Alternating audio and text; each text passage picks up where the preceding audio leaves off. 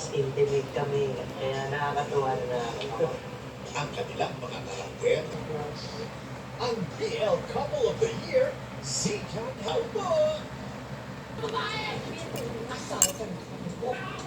Paano na naayusin? Ilang luwala, di ba kailangan mo para makapagbalik ka ito? Ay, may isa.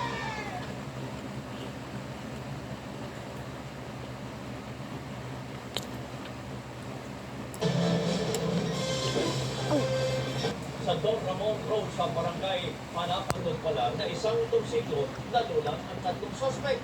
Biglang bumaba ang mga angkas at pwersa ang kinuha ang cellphone ng biktima sa katumakas.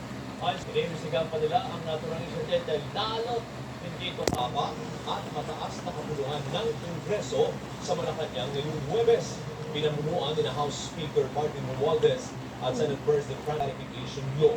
Nagkasundo sila Romualdez at Escudero na magtutulungan sa Sinabi naman ni Escudero na hindi tinalakay sa May mga nahilo at nasugatan matapos mauwi sa tulakan at kikita ng fans ang pagtatanggal ng Mayor Karen de Guzman. Nagkabatuhan ng bote. Nagpatagit-git ang ilang na mga tao. Nung una may seated section para sa mga tao, may mga nakaupo. But nung huli, tumayo na sila sa upuan, and then yung dulo, yung mga upuan na yung nasa ibabaw namin. Means,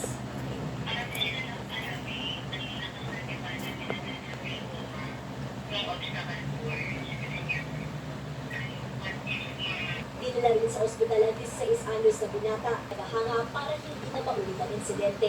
Hindi naman natin kailangan na magtulakan kasi pare-parehas naman tayo ng pinunta eh.